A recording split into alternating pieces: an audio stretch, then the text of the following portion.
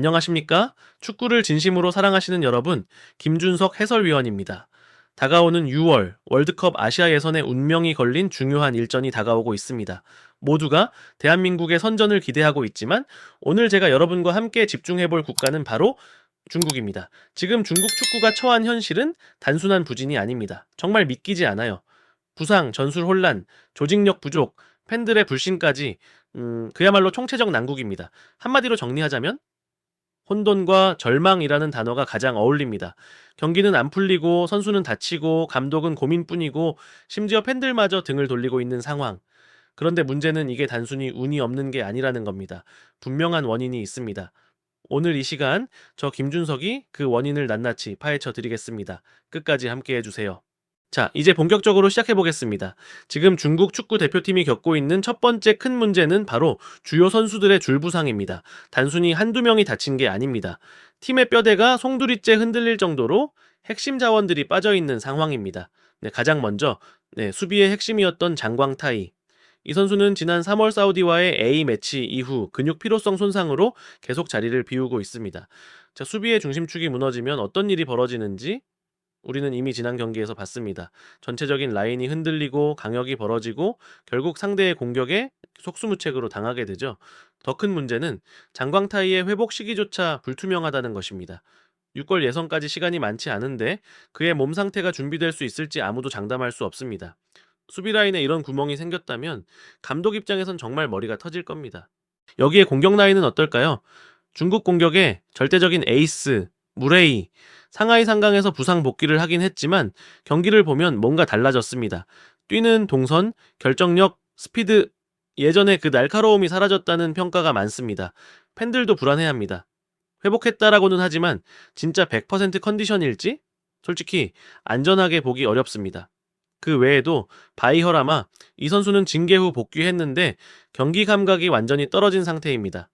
그라운드에서 공을 다루는 걸 보면 이 선수 맞나? 싶을 정도로 자신감도 잃은 모습입니다. 좌측 풀백 리레이 역시 한참 동안 중슈퍼리그에 나오지 못하고 있습니다. 건강 문제로 계속 결장 중인데 풀백은 수비뿐 아니라 공격 전개에도 중요한 역할을 하죠. 리레이가 없으면 좌측이 완전히 죽어버립니다. 그리고 마지막으로 3월 A매치에서 뛰었던 왕전하오 선수. 안타깝게도 이미 시즌 아웃입니다. 커리어에도 큰 타격이겠지만 대표팀엔 이 또 다른 공백입니다. 이쯤 되니 감독 이방코비치는 정말 고민이 깊을 수밖에 없습니다. 도대체 누구를 써야 하나?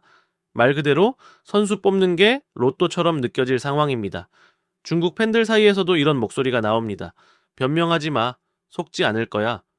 차라리 기권해서 돈 아껴. 상황이 너무 안 좋으니까 팬들도 자포자기입니다. 일부 팬들은 지금 와서 예선 통과한다고 뭐 대단하냐? 창피만 당하지. 라며 실망감을 드러내고 있습니다. 결국 선수들이 줄줄이 빠져나간 대표팀. 감독은 정말 머리가 터질 듯 고민이고 팬들은 이미 등을 돌리기 시작했습니다. 지금의 중국 축구 정말 믿기지 않는 정도로 위태롭습니다. 중국 축구 대표팀이 겪고 있는 두 번째 문제는 바로 전술적 혼란입니다. 특히 지난 3월 A매치에서 보여준 단일 수비형 미드필더, 이른바 단일 후방형 시스템은 팬들에게 충격과 실망을 안겼습니다. 이 전술, 원래는 수비와 공격을 연결하는 중간 허리 역할이 중요합니다. 하지만 중국 대표팀은 이걸 잘못 선택했습니다. 경기에서 확인된 현실은 중앙 미드필드가 그냥 뚫립니다. 마치 대매 구멍이 난 것처럼 말이죠. 상대팀이 강하게 압박하거나 빠르게 치고 들어오면 그 한 명이 감당할 수가 없습니다. 결국 중원은 순식간에 뚫리고 수비 라인은 뒤에서 정신없이 쫓아다니는 형국이 됩니다. 왜 이런 일이 생겼을까요? 단일 후방형은 아주 능력 있는 선수가 있을 때만 효과를 볼 수 있습니다. 예를 들어 수비는 물론이고 공격 전개까지 도와줄 수 있는 완전체 미드필더가 있어야 합니다. 그런데 지금의 중국 선수단엔 그런 유형이 없습니다. 볼을 빼앗는 능력도 부족하고 패스를 통해 공격을 풀어나가는 능력도 약합니다. 그러면 결과는 뻔하죠. 중원 장악 실패. 중원에서 끊기면 수비가 고스란히 압박받습니다. 수비진은 무너지고 결국 실점으로 이어집니다. 팀 분위기는 무너지고 팬들은 고개를 돌립니다. 그야말로 악순환의 반복입니다. 중국은 강팀과의 경기뿐 아니라 중동 팀처럼 피지컬이 강하고 전진 압박이 센 팀 앞에서도 쉽게 무너졌습니다. 공격진과 수비진 사이 강역은 계속 벌어지고 상대에게 역습 기회를 수차례 내주는 장면이 반복됐습니다. 팬들의 반응도 차갑습니다. 한 중국 팬은 이렇게 말했습니다. 이제 핑계 대지 마. 다시는 속지 않겠다. 또 다른 팬은 더 냉소적으로 말하죠. 본선 진출이든 뭐든 의미 없어. 그냥 창피할 뿐이다. 이런 댓글이 단순한 분노 표출일까요? 아닙니다. 지금 중국 축구는 전술적으로도 방향을 잃고 있다는 방증입니다. 중요한 건 이런 전술을 쓰려면 먼저 그에 맞는 선수가 있어야 한다는 점입니다. 선수의 스타일을 고려하지 않고 이론에만 맞춰 전술을 가져오면 이런 대참사가 일어납니다. 그런데 중국은 왜 계속 이런 전술을 고수하는 걸까요? 감독의 고집? 아니면은 선수 풀이 부족해서 어쩔 수 없었을까요? 어느 쪽이든 결과는 참담했습니다. 결국 중국 대표팀은 스스로 무너진 셈입니다. 자, 전술을 써야 할 때 제대로 못 쓰고 선수를 써야 할 때 제대로 못 썼습니다. 이대로라면 다음 경기에서도 큰 희망을 갖기 어렵습니다. 중앙이 흔들리는 팀은 결코 강해질 수 없습니다. 하지만 모든 게 절망뿐일까요? 그렇지 않습니다. 지금의 중국 축구 분명 어둡지만 그 안에도 한 줄기 희망의 빛은 존재합니다. 그 이름 바로 랴오진타오, 중슈퍼리그 대련 잉보 소속의 23살 수비형 미드필더입니다. 요즘 중국 축구 팬들 사이에서 이 선수 이름 정말 자주 들립니다. 중국의 새로운 허리다. 이런 평가까지 나올 정도입니다. 왜 그럴까요? 현재 중국 축구의 가장 큰 약점이 바로 중앙 미드필더 허리라인의 무너짐입니다. 수비와 공격을 연결해줄 중심축이 없다는 게 문제였죠. 하지만 랴오진타오는 이 역할을 해낼 수 있는 잠재력을 보여주고 있습니다. 이번 시즌 경기력을 한번 보시죠. 지난 5월 1일 대련과 운남과의 경기에서 그는 무려 90분 동안 태클 성공률 85%, 인터셉트 6회, 전방 전개 패스 11개를 기록했습니다. 이건 단순히 숫자의 문제가 아닙니다. 경기장 내에서 위치를 읽고 상대의 패스를 끊고 빠르게 공격으로 전환하는 능력까지 보여줬다는 이야기입니다. 무엇보다도 이 선수는 움직임이 가볍고 판단이 빠릅니다.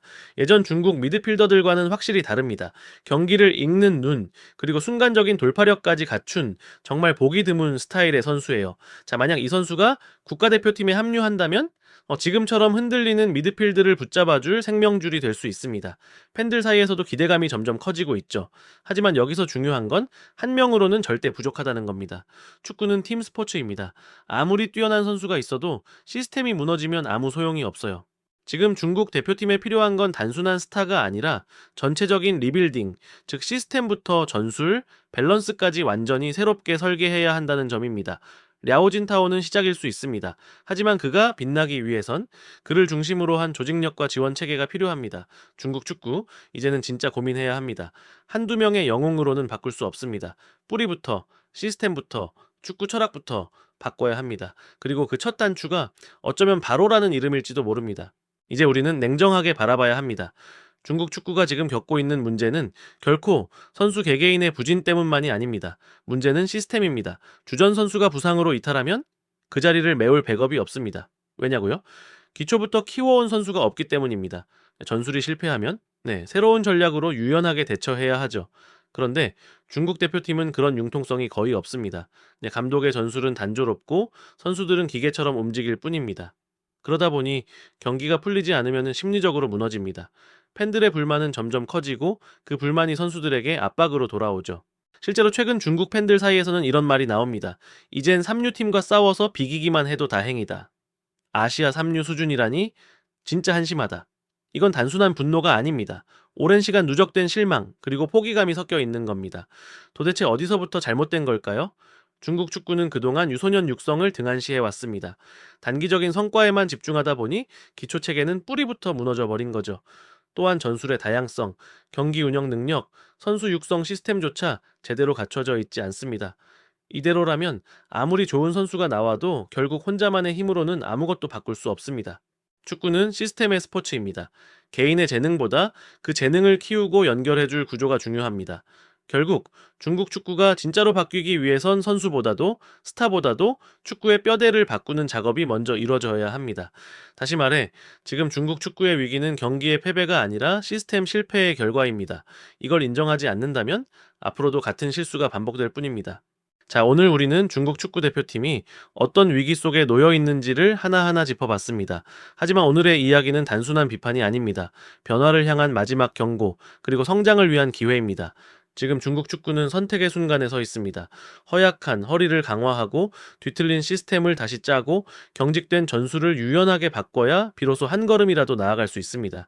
스포츠는 단순한 승패가 아니라 분석하고 배우고 함께 성장하는 과정입니다. 그리고 우리는 그 안에서 더 나은 축구를 꿈꾸게 됩니다.